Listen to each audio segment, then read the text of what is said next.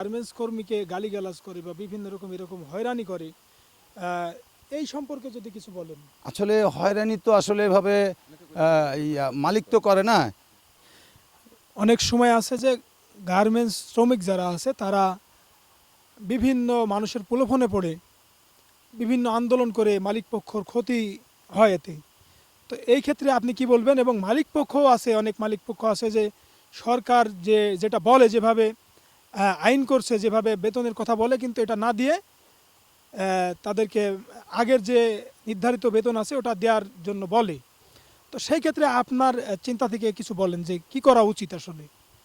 আসলে বিষয়টা হলো, গার্মেন্টস শ্রমিক যারা আছে, মালিক শ্রমিক সমন্বয়ে কিন্তু কোম্পানি চলে। শ্রমিকরা কিন্তু আসলে কাজ করে বেতন পাওয়ার জন্য, আর মালিক একটা প্রতিষ্ঠান চালায় তার সুন্দরভাবে গার্মেন্টসটা যেন চলে, তার প্রফিট সৃষ্টি হয় এ লক্ষ্যে। এখন শ্রমিকদের মধ্যে উস্কানিমূলক কিছু লোক আছে, তাদের স্বার্থ হাসিল করার জন্য, তাদের পকেট ভরার জন্য কাজ করে থাকে।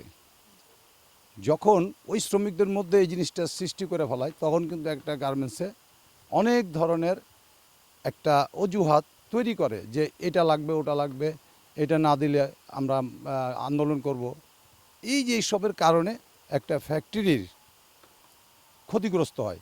কিন্তু কোনো সময় মালিক চায় না যে আমার এই শ্রমিকের কোনো ক্ষতি হোক। শ্রমিকের ন্যায্য মূল্য কিন্তু দেওয়ার জন্য সবসময় প্রস্তুত থাকে এবং প্রপার টাইমে বেতন প্রদান করা হয়।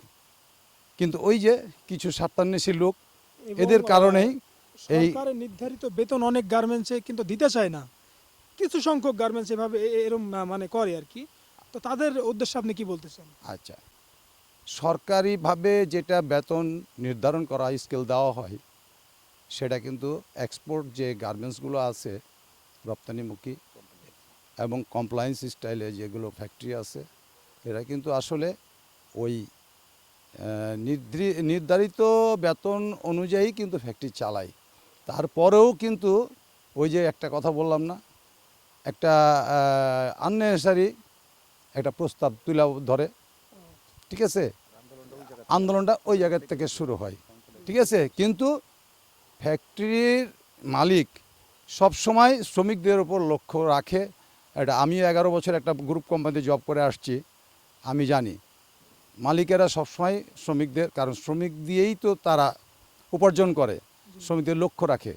কিন্তু হয়তো ওই যে ঝামেলা পাকায় কিছু দুষ্কৃতী লোক, এই এলো অবস্থা। এটা আমরা সবাই অবগত।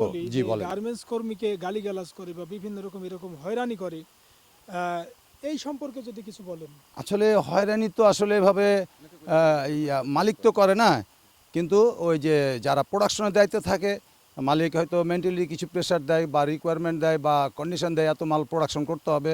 সেক্ষেত্রে হয়তো পিএম জিএম যারা ঊর্ধ্বতন কর্মকর্তা আছে, শ্রমিকদের ওপর হয়তো ওভাবে একটু প্রেশার করে, হয়তো এর মধ্যে কেউ হয়তো উত্তেজিত হয়ে দু একটা কথা বলে, তখন বাকবিতণ্ড হয়, এরকম কিছু। আসলে এটা ফ্যাক্টর না, এইটা বিষয় না। তাদেরকে ভালোভাবে বলার জন্য আহ্বান করবেন কিনা বা। হ্যাঁ, অবশ্যই এইভাবে সৌহার্দ্যপূর্ণ আচরণ ভিত্তিতে শ্রমিকদের কাছ থেকে কাজ উদ্ধার করে নেওয়াটাই মনে হয় ভালো।